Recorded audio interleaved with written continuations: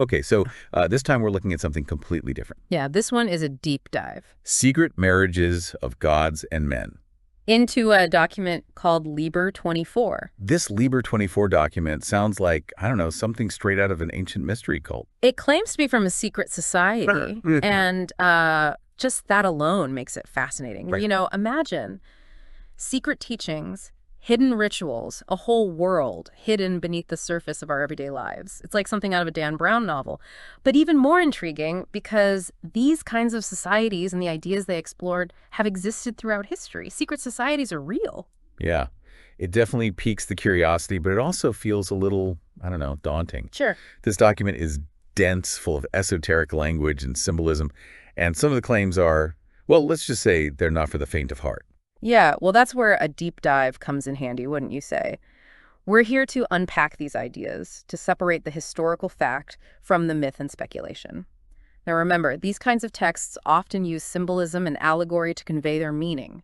It's not always about literal interpretations, but about understanding the deeper truths hidden beneath the surface. So we're not here to judge, just to try to understand. Yeah. Which brings us to the heart of this mysterious document. Sacred marriage.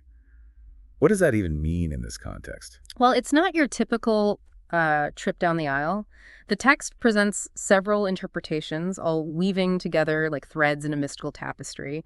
On one hand, it talks about union with a deity, a literal merging of the human and the divine. You know, it's a concept that has captivated humanity for millennia. We see this in mythology all the time, right? Oh, absolutely. Like in Greek myths where Zeus fathered heroes with mortal women. Exactly. And, you know, those stories weren't just entertaining tales. They were a way for ancient cultures to explain the world around them, to understand the relationship between humanity and the divine. And it wasn't just the Greeks. From ancient Egypt to the Norse myths, cultures around the world have stories of gods and mortals coming together, often resulting in offspring with extraordinary abilities. So this idea of connecting to the divine through a physical union, it's a recurring theme throughout history. But this Liber 24 doesn't stop there, does it? No. It also talks about unions with other kinds of beings, like nymphs, elementals, and even those unsettling figures, the incubi and succubi. Those sound suspiciously like demons, right? They do, don't they? And that's where things get even more complex. These beings occupy this liminal space between the human and the divine, often associated with temptation, desire, and the darker side of spirituality. Okay, so we've got gods, we've got demons. But then there's another layer to sacred marriage presented in the text. This idea of internal alchemy, a kind of spiritual transformation that mirrors the external union. It almost sounds like a more metaphorical or psychological interpretation, wouldn't you say? Precisely. Think of it like this. Alchemy, the ancient art of transmutation, wasn't just about turning lead into gold. It was about refining and transforming the self, purifying the soul to achieve a higher state of being. So in this context, sacred marriage could also represent the union of our lower selves with our higher selves, the integration of our shadow and light to create a more complete and spiritually awakened being. It's almost like a spiritual journey, using the language of marriage and union to describe this process of inner transformation. But then the text throws us another curveball. It goes on to describe these rituals, and they aren't exactly your typical wedding ceremony. We're talking about blood, sacrifice, practices that seems downright disturbing to the modern mind. It's important to remember that we're looking at this text through a modern lens. The world in which it was written was vastly different from our own. Practices that might seem shocking or even abhorrent to us held different meanings in the past. So how do we reconcile those potentially unsettling descriptions with the broader themes of sacred marriage and spiritual transformation that we've been discussing? That's where the historical context becomes absolutely crucial. These kinds of descriptions, especially those involving blood and sacrifice, often appear in historical texts dealing with heresy, forbidden knowledge, or perceived threats to the established order. Are you suggesting these descriptions might have been exaggerated or even fabricated to discredit certain groups or beliefs? It's certainly a possibility. Accusations of bizarre rituals and sacrifices were often used as a form of propaganda, a way to demonize opposing groups or individuals who challenged the status quo. So we have to be careful not to, take everything at face value, right? Right. Especially when dealing with texts that have been shrouded in mystery and controversy for centuries. Yeah. But even if we acknowledge the potential for exaggeration or misinterpretations, there's still this element of darkness, wouldn't you say? I mean, why include those descriptions at all? What purpose did they serve? That's a question that has puzzled scholars for ages, and there's no easy answer. But maybe we can approach it from a different angle. Instead of focusing on the literal interpretations, what if we consider the symbolic meaning behind these descriptions? You mean like a secret language where these unsettling images represent something else entirely? That's the beauty of symbolism. It allows us to explore complex ideas and emotions through metaphor and allegory. Blood, for example, while often associated with violence and death, can also symbolize life force, vitality, the essence of being. And sacrifice, which seems inherently negative, could represent, I don't know, the willingness to let go of something precious, to surrender to a higher power or a greater purpose. Exactly. It's about transformation, about shedding the old to make way for the new. And remember, Liber 24 repeatedly emphasizes the importance of purity, both physical and spiritual.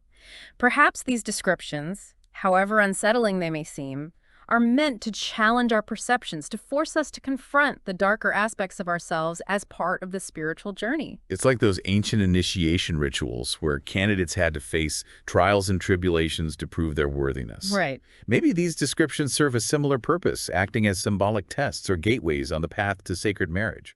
That's an insightful connection. It speaks to the transformative power of this journey, the understanding that true spiritual growth often requires us to confront our fears and embrace the unknown.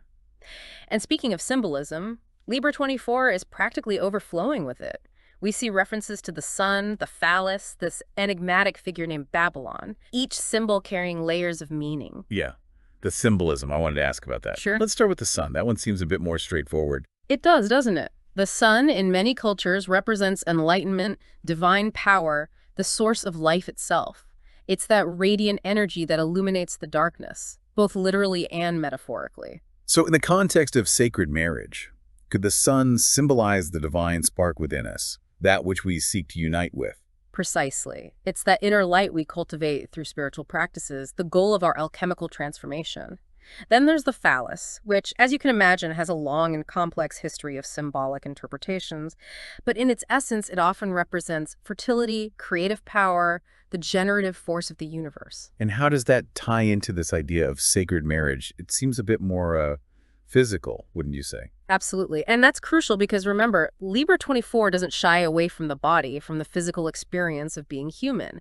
In fact, it seems to suggest that our physical selves are not separate from our spiritual selves, but rather integral parts of a unified whole. So the phallus, in this context, could represent the union of masculine and feminine energies, the creative potential that arises from their merging. That's a very insightful interpretation. It speaks to the holistic nature of sacred marriage, encompassing the physical, emotional, and spiritual aspects of our being.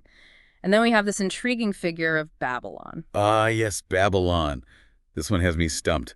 The text describes her in very vivid detail, shall we say, but her true nature remains elusive. Who is she? This goddess, demoness, or something in between? That's a question that has captivated occultists and scholars for centuries, and there's no definitive answer. But perhaps that's the point. Babylon, with her ambiguity and multifaceted nature, embodies the very essence of the mysteries we're exploring. She is the sacred feminine, the untamed force of nature, the embodiment of desire and liberation. She challenges our preconceived notions of what it means to be divine, to be powerful, to be fully alive. It's like she defies categorization, existing beyond the limitations of our dualistic thinking. Precisely. And perhaps that's why she's such a potent symbol in this context. Sacred marriage, as presented in Liber 24, isn't about conforming to societal norms or adhering to rigid doctrines. It's about embracing the totality of our being, the light and the shadow, the masculine and the feminine, the human and the divine. It's about finding wholeness, not through conformity, but through integration. It's fascinating how these symbols, each with its own layers of meaning, all weave together to create this rich tapestry of esoteric thought. But with so many potential interpretations, it's easy to feel lost in the labyrinth. How do we make sense of it all? Where do we even begin? That's where the real journey begins, wouldn't you say? Because these texts, they're not meant to be passively consumed. They're invitations to engage in a dialogue, to ask questions, to delve into the depths of our own understanding. It's like we're on a quest for knowledge, and Liber 24 is our treasure map, filled with cryptic clues and hidden pathways. But the real treasure lies within ourselves, in our ability to unlock the mysteries and discover the truth that resonates with our own unique journey. Exactly. And as with any good treasure hunt, the journey is just as important as the destination. So as we delve deeper into Liber 24, let's remember to approach it with a sense of curiosity, an open mind, and a healthy dose of skepticism. It's like we've been dropped into a whole other world with this Liber 24. We Yeah. started with secret marriages, and now we're navigating this labyrinth of symbolism, ancient rituals, and the mysteries of the self. And that's the beauty of a deep dive like this, isn't it? It's not just about gathering information, but about expanding our perspectives, challenging our assumptions, and maybe even discovering something new about ourselves along the way. Yeah, I think what's really striking is how this text, even with its strange language and unsettling imagery, seems to be pointing towards something deeply human, this yearning for connection, for transcendence. Exactly. Yeah. It reminds us that beneath the surface of our modern world, with all its complexities and distractions, those primal longings for meaning, for purpose, for something that connects us to something greater than ourselves, they're still there, woven into the very fabric of our being. So how do we take these ancient ideas, these glimpses into the esoteric traditions of the past, and make them relevant to our lives today? What does it mean to seek sacred marriage in the 21st century? Perhaps it's about finding the sacred in the everyday. It might be in the connections we forge with others, the moments of awe and wonder we experience in nature, or the pursuit of creative expression that sets our souls on fire. It's like that saying, wherever you go, there you are.